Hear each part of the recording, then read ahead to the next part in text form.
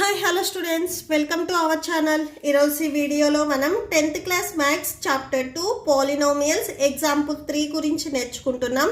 మీకు ఈ చాప్టర్లో ఉన్న all exercises videos, all example videos and ఈ చాప్టర్ ఇంట్రడక్షన్ వీడియో ఈ వీడియో లాస్ట్లో మీకు ప్లేలిస్ట్ డిస్ప్లే అవుతుంది, చెక్ చేసుకోవచ్చు. ఎగ్జాంపుల్ 3 చూడండి.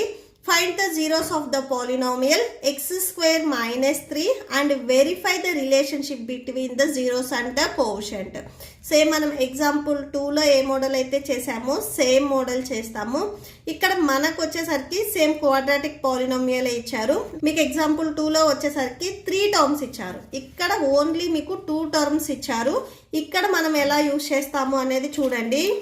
బిఫోర్ ఎగ్జాంపుల్లో మీకు X square plus 7x plus 10 ఇట్లా 3 టర్మ్స్ ఇస్తే ఇలా మనం స్ప్లిట్ చేసుకొని రాసుకోవచ్చు.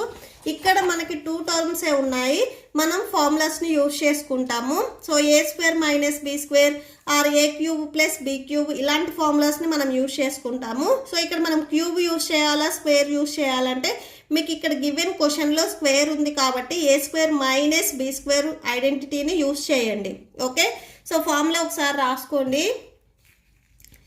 ఏ square minus b square equal to a minus b into a plus b. Okay, ఈ ఫార్ములాని మనం యూజ్ చేస్తాము. సో ఫస్ట్ ఏం చేస్తారంటే ఎక్స్ స్క్వేర్ మైనస్ 3ని అంటే ఇది ఏ స్క్వేర్ మైనస్ బి స్క్వేర్ ఈ మోడల్లో ఉంటే దీన్ని ఎలా రాసుకోవచ్చు, ఏ minus b into a plus B మోడల్లో రాసుకోవచ్చు. ఇక్కడ చూడండి, ఏ ప్లేస్లో ఇక్కడ ఎక్స్ ఉంది, బి ప్లేస్లో 3 ఉంది. ఏ ప్లేస్లో మీరు ఎక్స్ రాసుకోండి అండ్ బి ప్లేస్లో 3 రాయండి. నెక్స్ట్ ఇక్కడ ఏ ప్లేస్లో సేమ్ ఎక్స్ రాయండి. ఫార్ములాలో ఇక్కడ ప్లస్ ఉంది కదా, ప్లస్ రాసుకొని బి ప్లేస్లో 3 రాసుకోండి.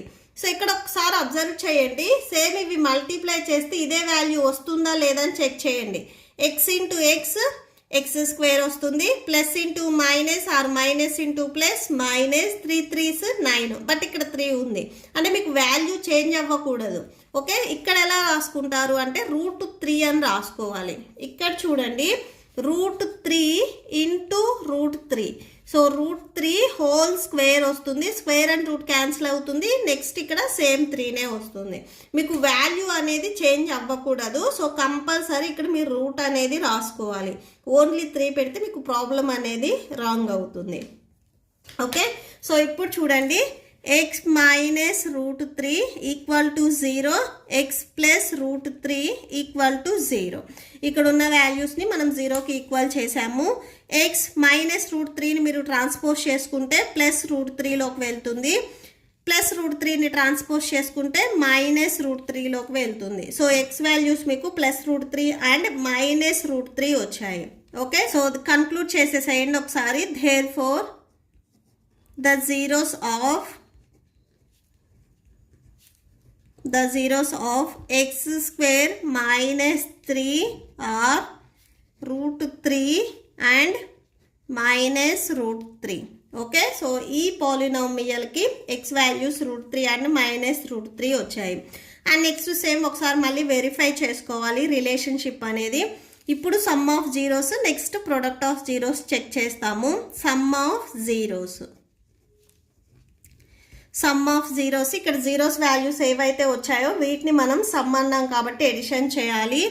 √3, సో సమ్ కాబట్టి ప్లస్ నెక్స్ట్ వాల్యూ మైనస్ √3. ఎప్పుడు 2 సైన్స్ని పక్క పక్కన రాసేటప్పుడు కంపల్సరీ మీరు బ్రాకెట్ అనేది చూపించాలి. Okay, that equal to √3 plus into minus minus √3. Same values కదా, √3 మైనస్ √3 సబ్ట్రాక్షన్ చేస్తే 0 వస్తుంది. ఇదే మీరు ఫార్ములాలో రాసుకోవాలంటే ఎలా రాసుకుంటారు, మైనస్ డిగ్రీ 2 ఉంది కాబట్టి quotient of x by quotient of x square వస్తుంది. Okay, so minus quotient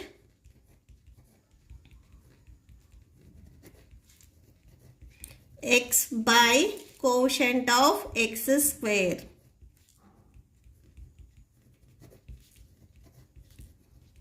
okay, so quotient of x quotient ఇక్కడ ఎంత అసలు లేనే లేదు, 0 రాసుకుంటాం. కోషెంట్ ఆఫ్ ఎక్స్ స్క్వేర్ ఎంత, ఎక్స్ స్క్వేర్ కోషెంట్ ఇక్కడ ఏమీ లేకపోతే 1 ఉన్నట్లు. 0/1 అంటే మీకు 0నే వచ్చేస్తుంది.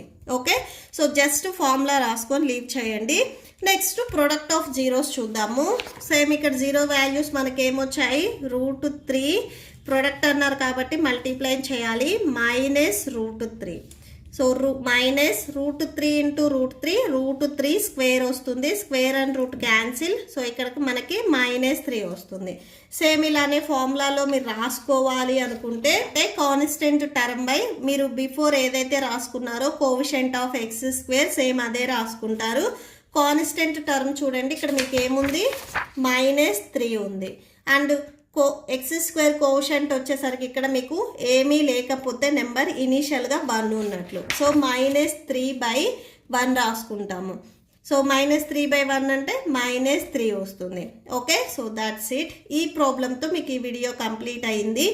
మీకు ఈ వీడియో నచ్చితే ప్లీజ్ లైక్ చేయండి, మీ ఫ్రెండ్స్కి షేర్ చేయండి, అండ్ మన ఛానల్ని సబ్స్క్రైబ్ చేసుకోండి. ఈ వీడియో లాస్ట్లో మీకు నెక్స్ట్ ఎగ్జాంపుల్ కంటిన్యూ అవుతుంది, చెక్ చేసుకోవచ్చు. Thank you and thanks for watching.